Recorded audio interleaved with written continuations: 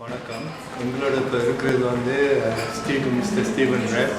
அவர் வந்து 4 years ambassador at large. இப்போதைக்கு அவர் hack இன்ஸ்டிடியூட்டில் இருக்கிறார். இவர் மிஸ்டர் ரேப் வந்து ஸ்ரீலங்காக்கெல்லாம் போயிட்டு இந்த தமிழ் பிரச்சனை தான் கொஞ்சம் இன்ட்ரெஸ்ட் வச்சு செஞ்சுருக்கார்.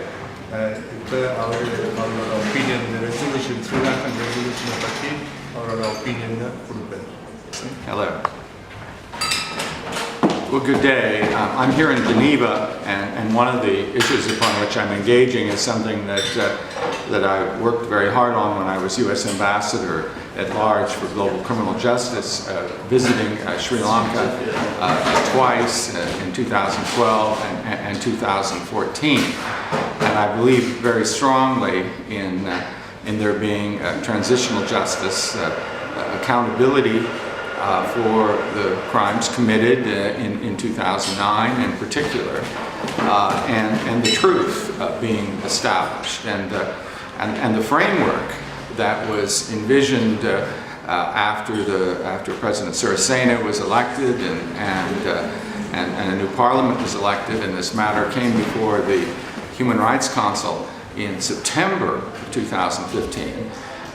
Was a resolution in which there would be moves toward transitional justice in Sierra Leone. There would be moves toward transitional justice in Sri Lanka, and that would include the Missing Persons, Disappeared Persons Agency having the capacity to find out the truth about those loved ones that are lost. A special prosecutor's office that would investigate crimes that have been committed that violate both international and Sri Lankan law. A hybrid court that would have international judges and of course judges from all of the communities of Sri Lanka that it can ensure that there was independent justice, and also a reparations authority. All of this of course had to be developed in consultation with the people of Sri Lanka.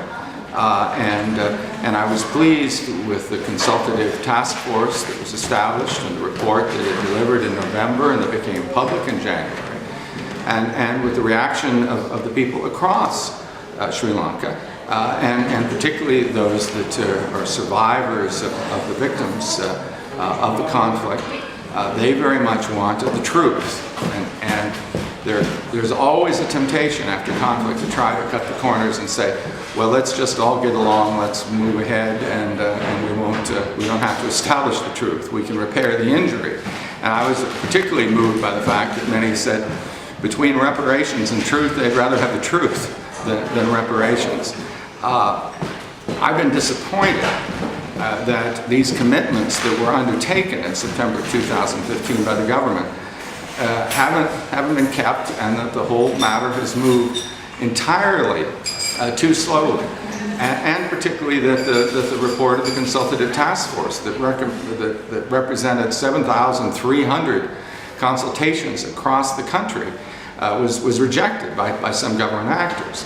This is inconsistent with the commitment that was in that resolution that the government agreed to in September of 2015.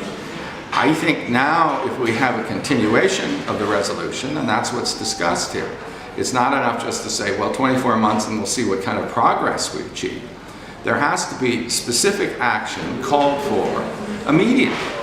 There has to be moves, one, in the direction of really getting serious about the accountability mechanism and that could include and should include the establishment of the prosecutor's office now. And we're talking about a prosecutor's office that's a part of a hybrid institution that should have internationals and nationals aboard.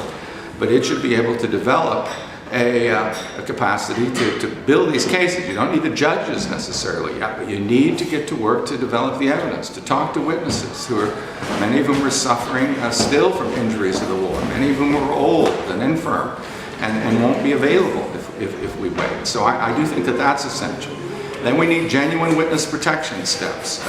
One, this means that the people that are in the Witness Protection Authority have to be vetted. People aren't going to trust an organization that has people in it that have been associated with one side or another who may not have their interests at heart. So that has to be vetted. There also has to be an ability to take testimony outside the country, because people are fearful of ending up in a white van or a blue van or whatever if they come back. It has to be done that way, and we've done that in my country. We've done that with other courts. When witnesses can't cross the oceans or don't feel they can safely cross, they can testify in a video link. And then we have to move forward with the other aspects of this mechanism. But there has to be some specific deadlines in this approach. I mean, it is essential in Sri Lanka that we develop an approach that serves the interests of all of the people that this country and that the Tamil community, and I visited in the north on both of my trips and saw the occupation of lands and people that still weren't able to return to their homes, and the involvement in business of the army and the size of an army at a time of a country that has no real enemy. That changes need to be made, and there's certainly important constitutional changes that need to be considered. But you can't just say, let's change the Constitution, let's have this kind of reform, when you still have these outstanding issues. I have a lot of respect for Sri Lankans. I worked with many key judges and prosecutors as an international prosecutor for the UN.